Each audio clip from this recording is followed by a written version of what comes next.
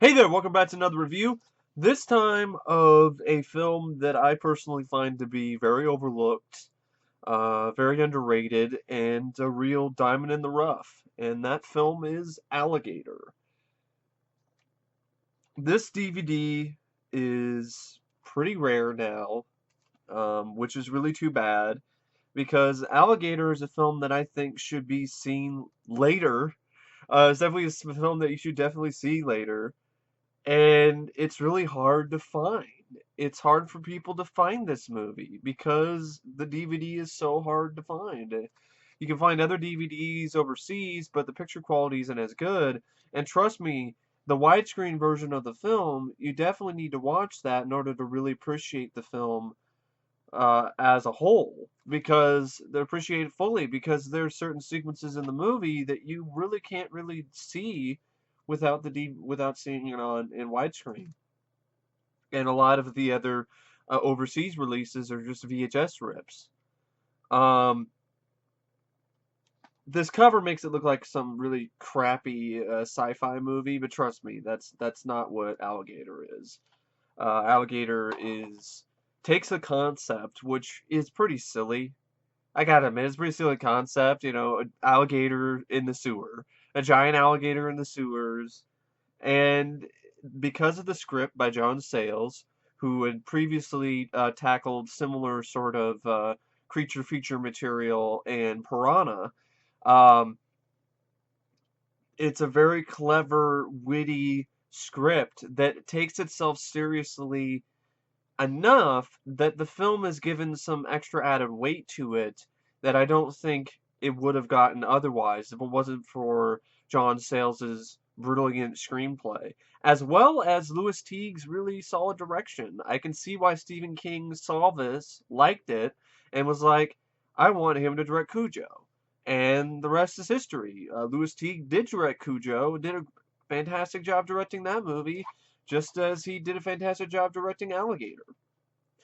Uh, Alligator is a 1980 film directed by Lewis Teague, based on a screenplay by John Sayles, and Frank Ray Pirelli also wrote part of it. Like, he's listed as one of the writers, but he was the guy who originally wrote the script. But Sayles came in and made the film what it is, because John Sayles read Frank Ray Pirelli's script for the film once, and then he totally scrapped it.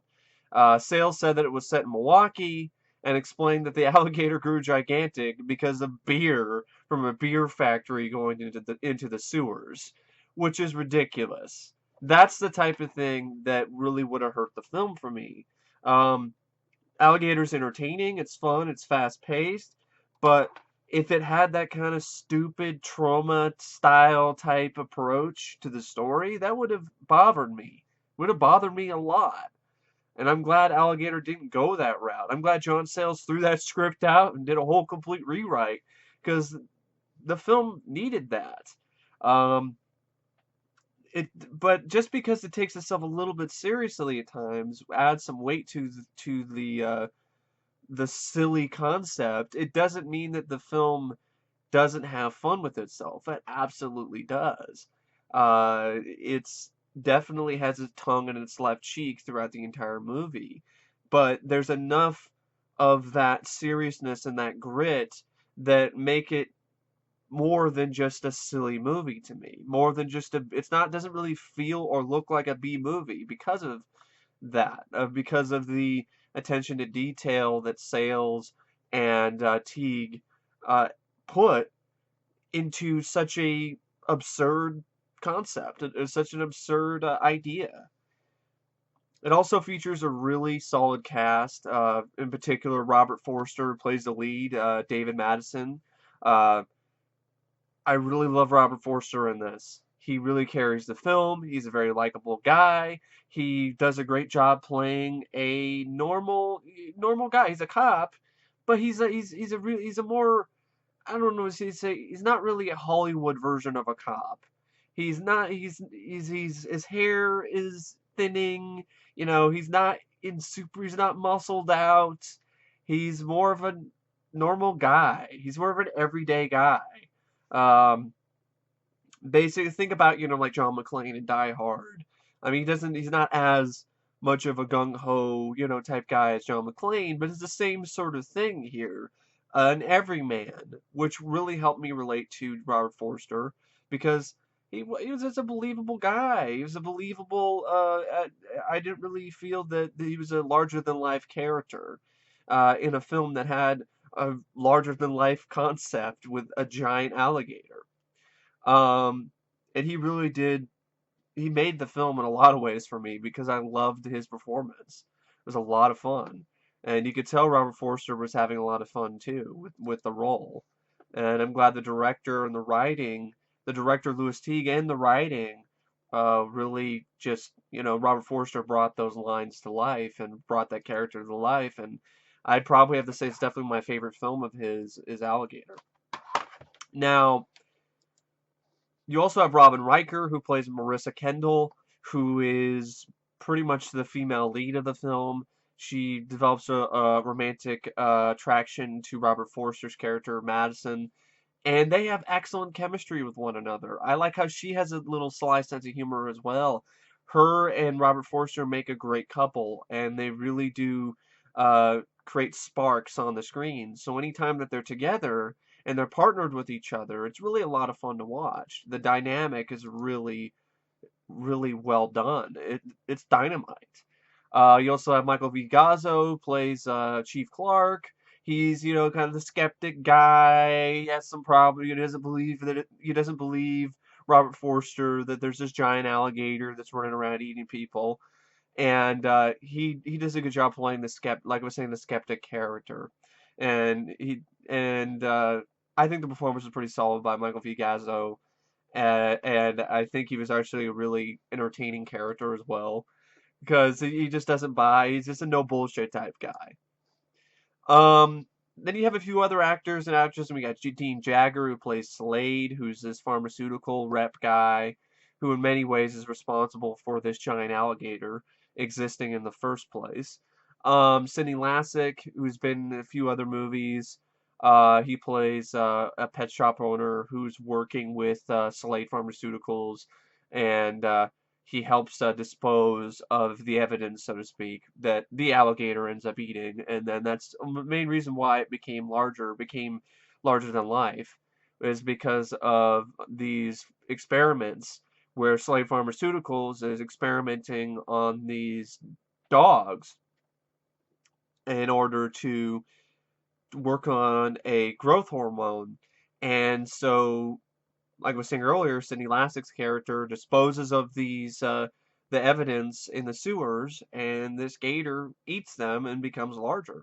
It becomes giant. It becomes gigantic. Um,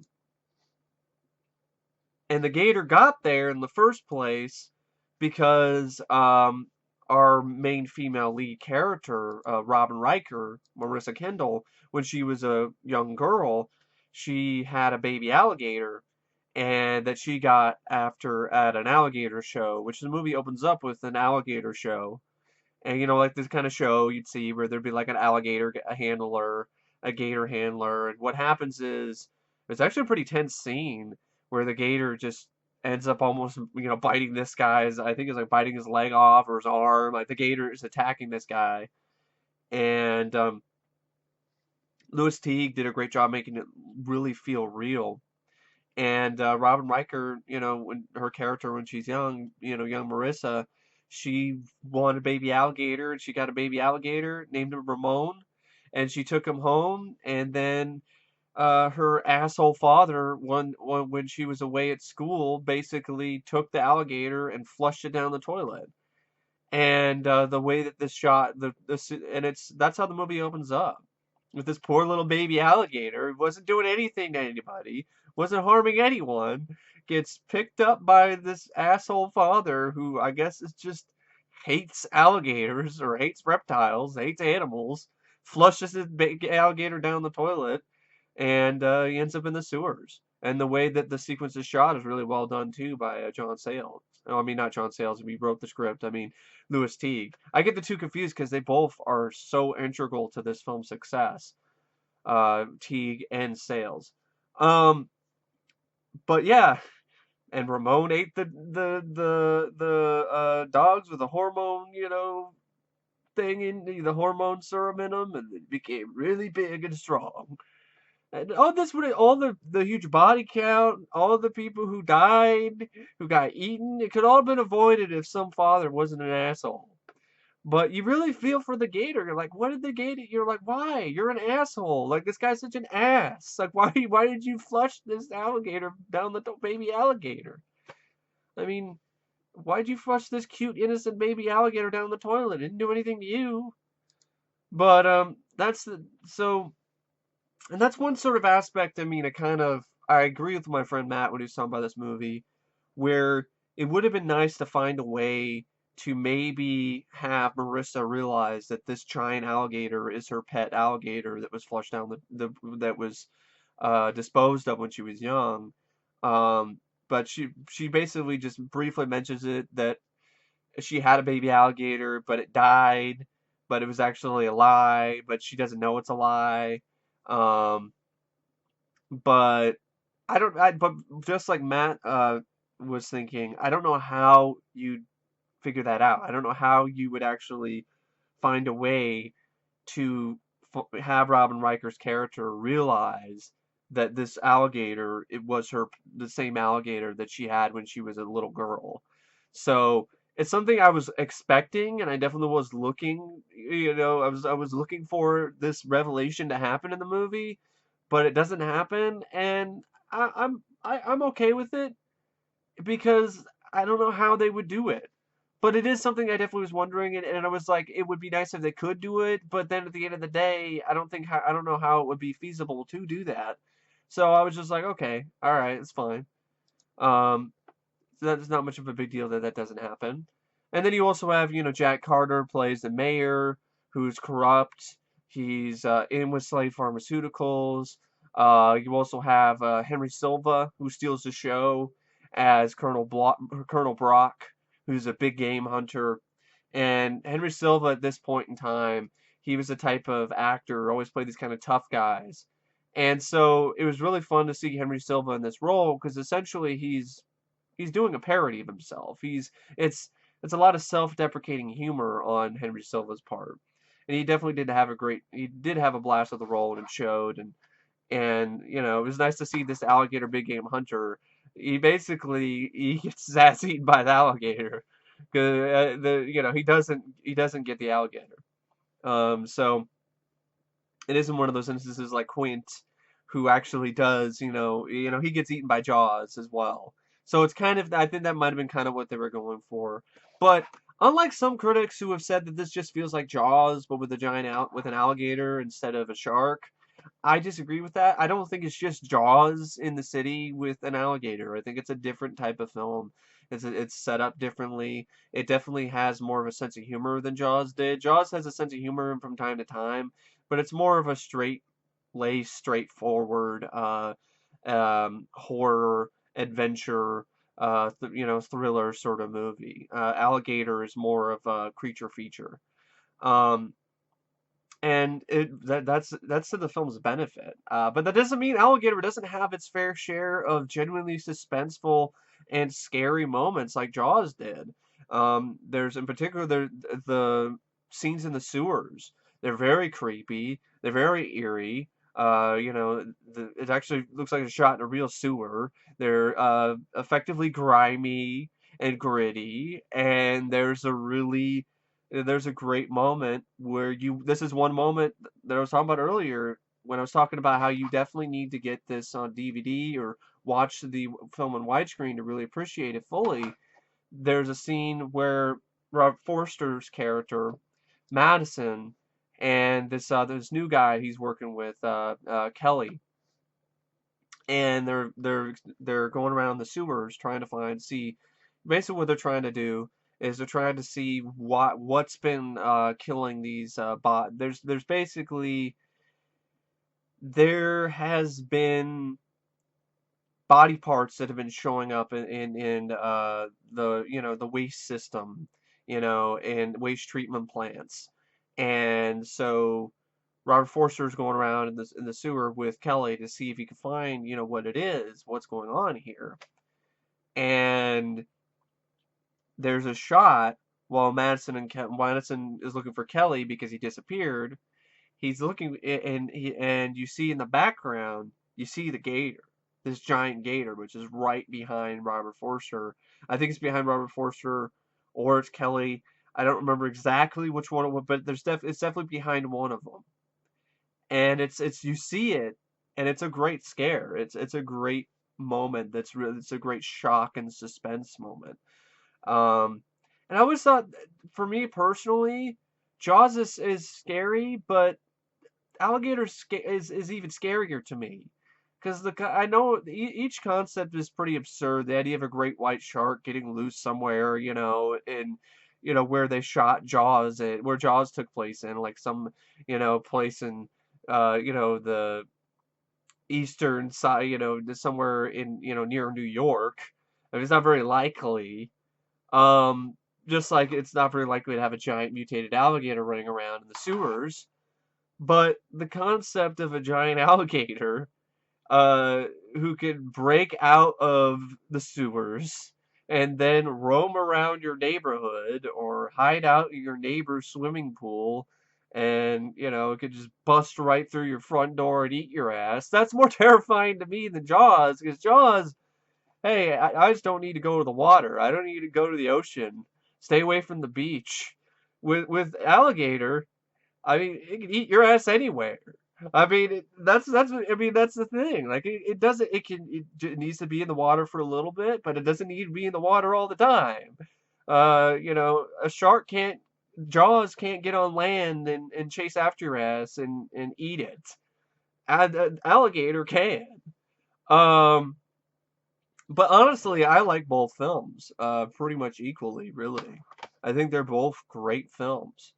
Um, so that's basically rounds up the cast. Henry Silva. There's a few other people, but for the most part, I just definitely wanted to mention Henry Silva. And when it comes to the film's plot, it's very straightforward. Like I was saying earlier, the baby alligator Ramon is flushed down the toilet, ends up in the sewers. The Slade Pharmaceuticals, this one of the scientist guys experimenting on dogs to try to see if he can work on this human growth hormone, and test it on little dogs and then become bigger dogs. And there's the film screenplay. It's not only very witty and very clever, it's also very ballsy.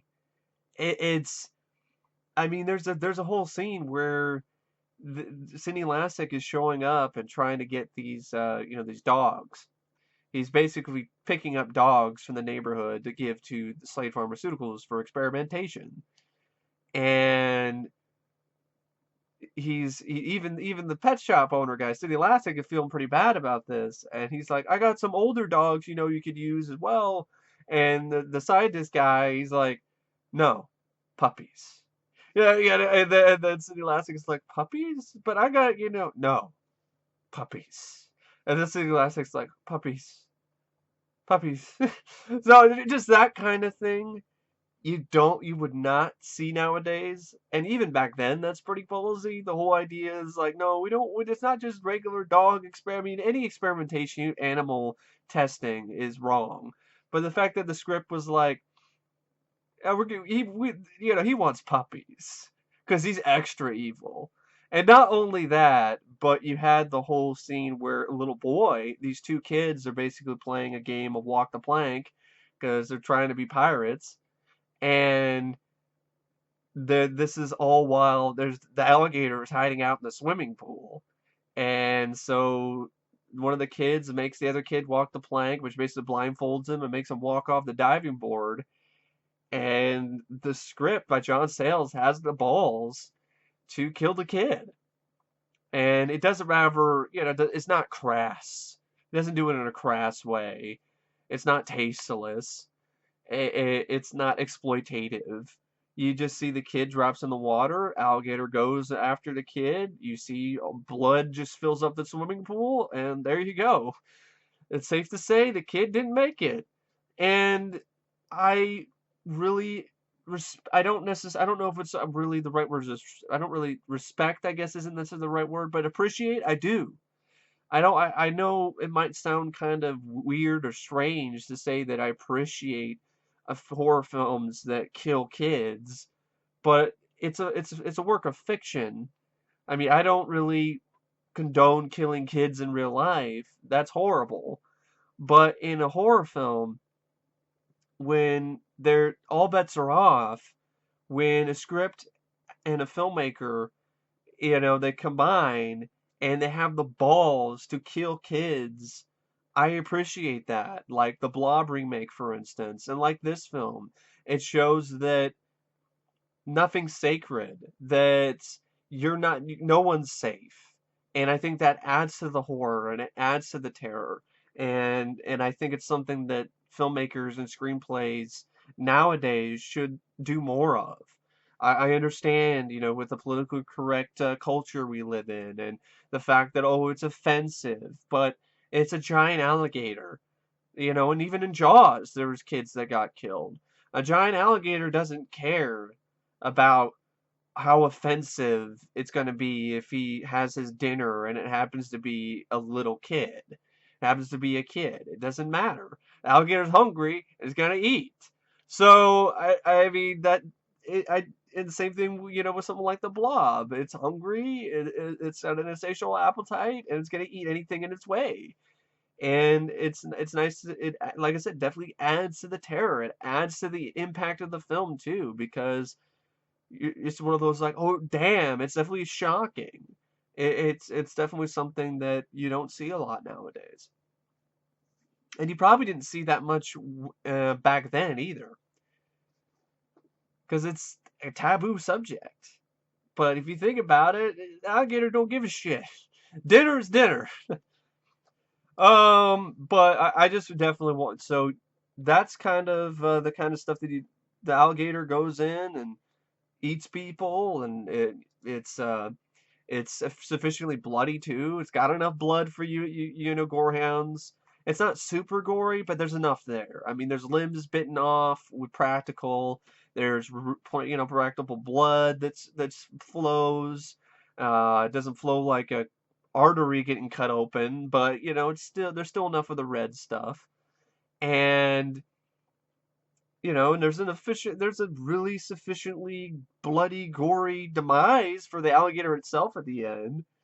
And I didn't think it needed to be super gory anyway, but it got its point across. You definitely did feel the gator's bite here. Um, and what I also really like about the sequences with the giant alligator is that it doesn't just go around biting people and eating people and so forth. It also uses its tail. And the tail is very destructive too. It's like smacking people around with the tail and crushing the farmer Slade's limo with the tail and killing him, crushing him while he's in the limo. Um, that'll teach you to mess with Mother Nature type. It's definitely one of those kind of movies. Like, don't mess with Mother Nature. Don't play God, and don't play with dogs, because then you're gonna have a giant alligator on your hands that's gonna crush your ass to death with its giant tail. Um, and that sequence is a real standout. I love that sequence where the gator, after it breaks up out of the sewer, which is another great sequence, and starts roaming the streets.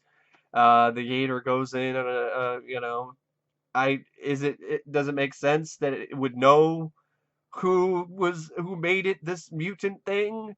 Not necessarily, but it's for storytelling purpose, and it doesn't matter to me. I mean, eh, it really doesn't. So, plus it's a great scene where it crashes a wedding. The gator just crashes the wedding in an epic fashion and eats people and smacks them around with his tail. And speaking of the alligator himself, the special effects are fantastic. They are really, really well done for a film that cost less than $2 million. It's impressive for a film that cost less than $2 million, the practical gator effects.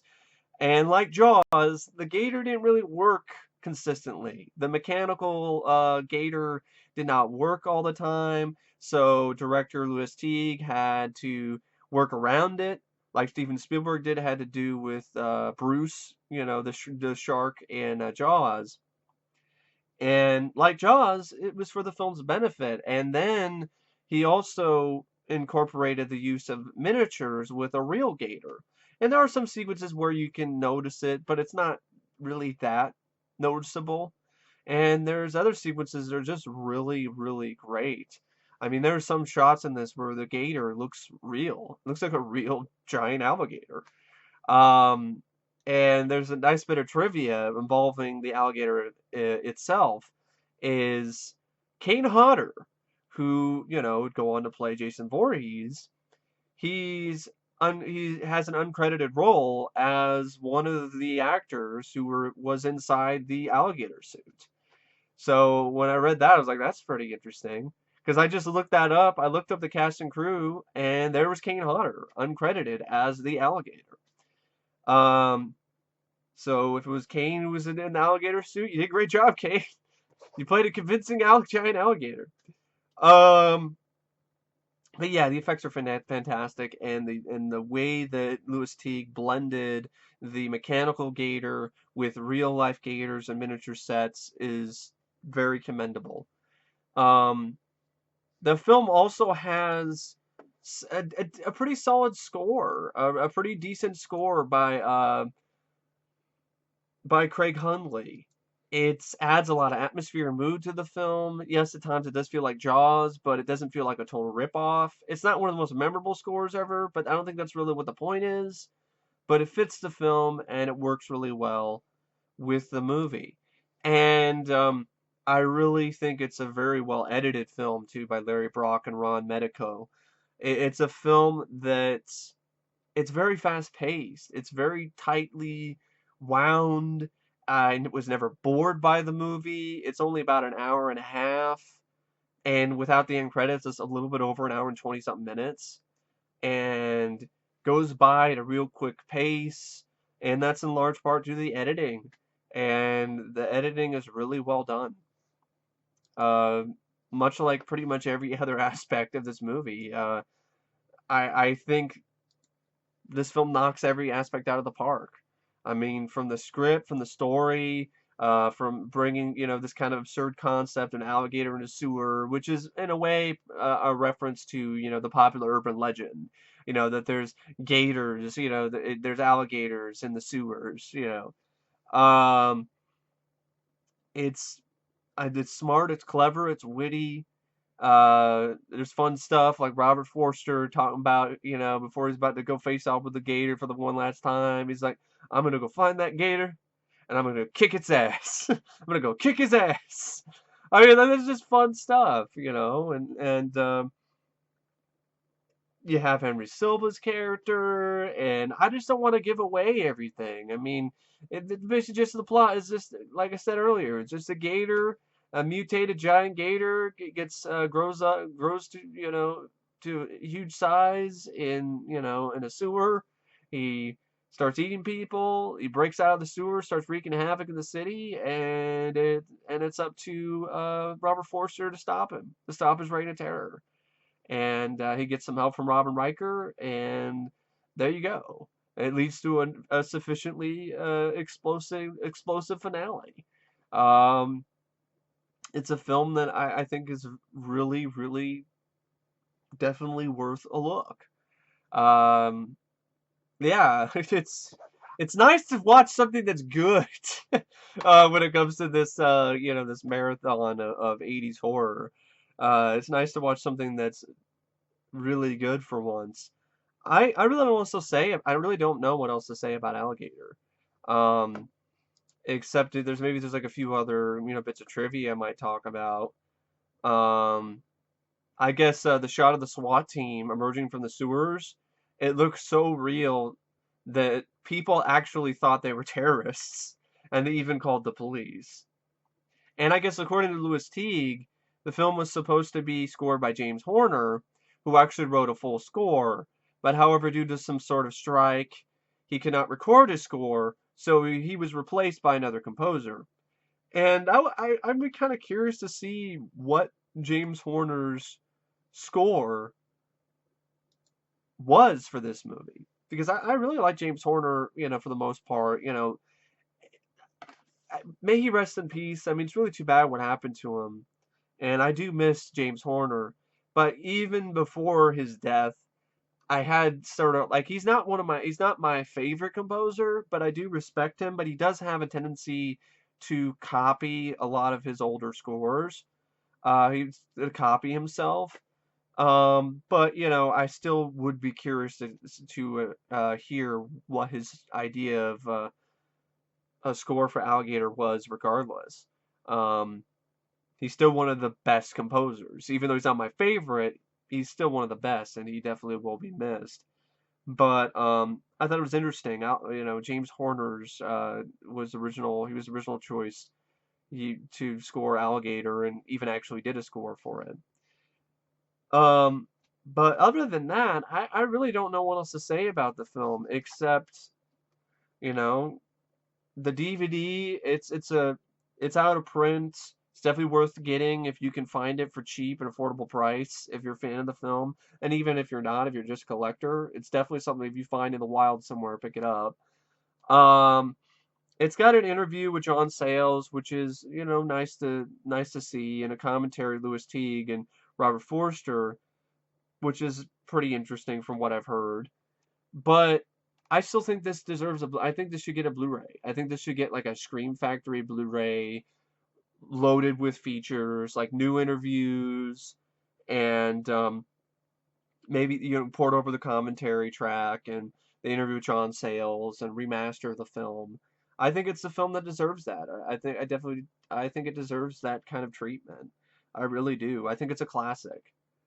I don't I really do. And this is definitely one of my favorite creature features, and it's probably definitely my pick for the best movie about a giant alligator or crocodile out there. That's for sure. It takes a concept, and I know I'm repeating myself, but I just want to.